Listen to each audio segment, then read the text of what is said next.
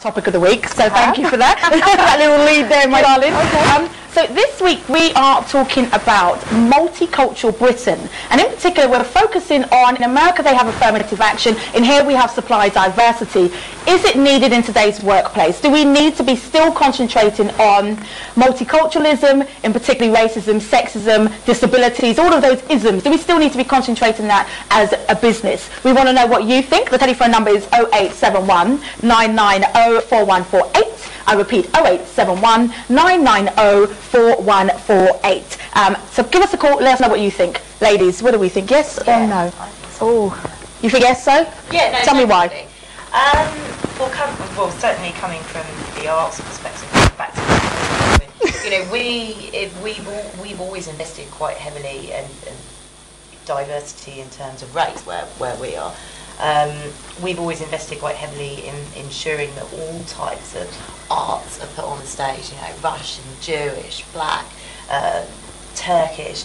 That investment is still needed, I think. But that's about your product. What about actually in terms of employing a diverse workforce and that being important? Well, it's crucial for us, because if we didn't have a diverse workforce, we wouldn't have a diverse product. For us, it has to go all the way through. Sure, it has to. So it's crucial for us. We wouldn't be able to programme our theatre without it. Abby, what's your thoughts? You've had to use affirmative action in other words. Naturally, organically. I hate that word, organically grown, but it's organically sort of grown. Organically. We just wouldn't be able to have the product that we would have without that, and that's why I think it's crucial. I think it's crucial as well. I totally agree. I think we're living in times where basically, we're trying to make changes in society and the way things are done. And there are some, there are loads of industries like finance and the arts, where traditionally it's a certain type of person from a certain type of background who are privy to those industries. And the reality is, women, people of ethnic minorities are educationally qualified to be privy to those industries, but maybe aren't. So sometimes you do have to loosen the boundaries. Absolutely. I'm going to cut you, my darling. I'm going to cut you there just because we've got a caller on the line, and we always want to hear what you have to say as our viewers out there. So, caller, hello and welcome to Sisterhood. Yes, hello, good evening. Hello, good evening. What's your name, sir? My name is Julius Ochilala. Well, welcome. What's your opinion in terms of affirmative action and supply diversity? Right. Can I just start by saying hello to Abby? I think she remembers me. Oh. We went to college many years ago, and also to London Guildhall University. Okay. So if she remembers correctly. What was your name, sorry? This is not a dating side. Can we go back to the topic of the week? So tell us, what's your opinion, sweetheart? Well, I just want to say that, as far as the diversity in the workplace is concerned, I think that the current legislation in the UK works very well, and there is no need for us to tinker with the law as it is. So I'm very much in favour of the status quo, although one needs to continue to keep our eyes open and continue to do what is right within the law. I have a question for you. As a gentleman going into an interview, and I'm taking the assumption that you're an employee rather than an employer, so if you were an employee going for an interview and you knew you got the job just because you were a black man, assuming again you're black, and would you be happy with that? Or would you think, well, actually, I want to be going in on this job based on my merits rather than my ethnicity or my race or my, sexual orientation? Oh, Well, I think under normal circumstances, if anybody goes for a job interview, you would like to think that you're getting the job on a meritocracy basis. But of course, there are all sorts of reasons as to why an employer may want to give somebody a job. It could be because they want to fill a particular quota, i.e., gender quota or racial quota within that particular organization. And, if it is your luck that you find yourself as a black person applying for a particular job in a particular sector or industry, and, you get the job because you are black, then I don't suppose one can complain, really. Although it would be ideal for you to get the job on the basis of what you know and what you have in terms of your experience. Okay, all right. Well, thank you for your call and keep watching. Okay, Abby, take care, bye. Bye. I was just thinking, Kubi, if you're in a situation, you're an employer and you have an opening for a position and let's say you're underrepresented for females in that particular role, and you have 100 candidates, and out of those 100 candidates, 5 of them were brilliant. 4 of those brilliant people were male, and 1 of them was female, and they're all equally qualified and suitable for the role. And you're underrepresented for females, then naturally you would choose the female. I think maybe. Today's topic of the week is all about affirmative action and supply diversity. We're asking the question, in today's multicultural country, do we really need it in business? So ladies, before we went to the break, Abby, I rudely interrupted you. I apologise. What was the point you were making, my darling? Basically, in short, to summarise, I was saying that ultimately I think it comes down to having the actual qualification and skill to apply for the job in the first place.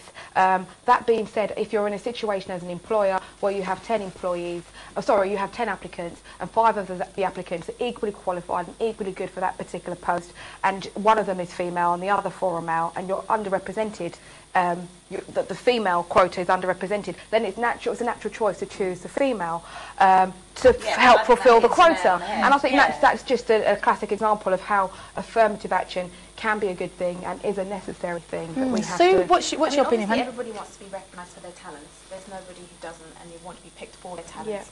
But we are supposed to be living in this multicultural Britain, so everybody needs to be represented and given the opportunity. So, in one hand, you can think, you can actually encourage women and younger people and different races and different, sexes to actually go for and apply for the jobs. And when they have all these campaigns for, join the police force and things like that, we want a whole representation so different people can deal with different issues that everybody else has. Absolutely, I think it's crucial. I mean, I said we wouldn't have our product if we didn't have our workforce, and I think that's the same for every single industry. I mean, every week we've sat here saying women are underrepresented, and there's not many female CEOs, and all the evidence suggests that companies are more profitable when there's more females there. So I think it is important to have that. It makes good business sense. Okay. And let's not forget, these things are in place for a reason. I mean, it wasn't that long ago where, racism was at epidemic levels, sexism has been at epidemic levels, I mean, these things have been put in place for a reason. Do you understand what I mean? And they're still needed. And they're still needed. It's early days. Well, let's find out what our callers think. So if you're watching the show, we want to know what you think. Do you agree with Sophie and Abby, which is basically saying that actually it is needed in this day and age, but at the same time as employers we need to be looking at the skill sets of the people we're employing? Or do you think that actually no, I don't want to be employed because I'm a woman, or I don't want to be employed just because I'm a man, or I don't want to be employed just because I'm black or white or Asian, etc. We want to hear what you think. The contact number is 0871 990 4148, and it's appearing on your screens throughout the show. So give us a call and let us know what you think. I'm going to introduce Di. Hi, sweetheart. Hello. Each week you join us and we're discussing fashion and beauty tips. Yeah. Today I want to ask you, first of all, though, what's your opinion on the topic of the week and affirmative action? I mean, like Alex, you said that, we live in a multicultural society, so when you're employing people, you have to make sure you've got the balance in the workplace. That's personally what I think. I know for me, where I'm doing hair and beauty, I need to have a balance, so I get black and white coming into the salon. Now I'm gonna be a little bit controversial, because fashion industry, being someone that does marketing for the fashion industry, is all about looks. Yeah. So I'm gonna throw something at you, Di. Okay. Would you employ somebody that is perceived as being overweight to work in your salon, or do you think actually, you know what? It doesn't matter, I want all beauties, all shapes, and so you're looking at me with a horrible expression on your face. But it's a real question that employees need to ask themselves, so I'm going to ask you. No, I think if they can do the job and they look good and they present themselves well... Right, then it doesn't matter. No. So are you in agreement with that?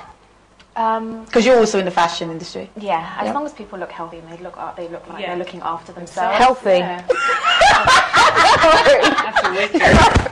Healthy, that's like a code for slim.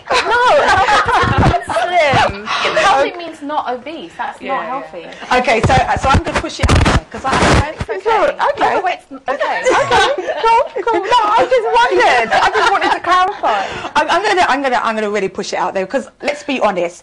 I run a business. I have something called promo gems, which are staff that are at events that have to be the face of the client's brand. To employ somebody for that position that is perceived as being overweight, I'm talking size 22 and plus, my clients may have a problem with that. That's the reality. Is it wrong or is it right? I'm throwing it out at you guys. We don't have that problem with putting people on the stage and they have to perform to thousands every night. So But are they representing a brand or are they in a character? they'll be in a character. Is it the same thing? You- I'm throwing it out there. I'm playing devil's advocate. I'm throwing it out there. I know, because these are real issues. They're real issues. And It's like another ism, isn't it? Sizeism. I think it's real. Sizeism is real. People do discriminate against people who are bigger. A lot of people like Kubi and will tell you that they don't, but I think in reality they do. And I think if you're putting someone to you know, at the helm of your business, someone who's basically going to represent you, you want someone who's going to look in what you perceive to be good. And so where does it stop? Where does the line stop? Race, sex, should be in a wheelchair, can't be in a wheelchair. Where does it stop? Where does it stop? That's a very good. That's a What do you very mean, where good. does it stop? I don't understand what you're Well, saying. because there are some companies that will turn around and say, I'm in the fashion industry, I need employees that look the part, whatever that part may be, and therefore I'm only going to employ size 8, blonde, blue-haired, mixed race. There's a certain look that I want, and that's all I'm going to employ.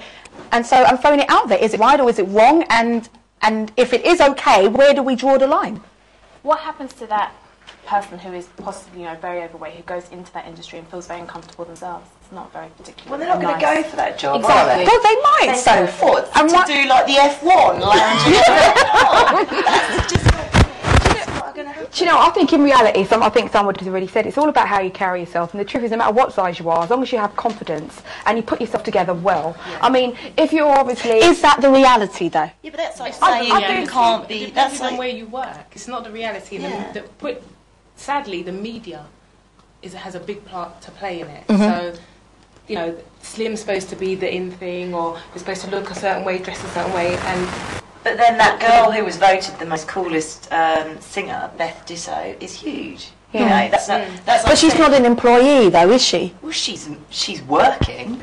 She gets paid for doing... She's a singer. That's like saying, well, being a musician isn't a career. It She's is a very well career. put together, though. She's fun. Very stylish. Aggressive. Yeah, and the Very confidence, again, look at the confidence, you know? Yeah, okay. You don't have to be No. Kylie Minogue. No. All right. Your opinion on the topic of the week. Supply diversity. Do we need it in this day and age? Well, I think that when you are shortlisted for an interview, it should initially be based on your qualifications. When you get to the interview, I think we do have to take into consideration people's personalities. Are they going to fit into that company? Hopefully, it shouldn't be based on your sex, your age, or your colour. But we know that this still does go on. You know, in an ideal world, it wouldn't be. But I think that nowadays, for women especially, you're actually finding that there's far more in the workplace than there used to be. Absolutely. So I think it's a good thing. But, So we're pushing the boundaries out there, are we? Definitely are, all the Yeah, time. fantastic.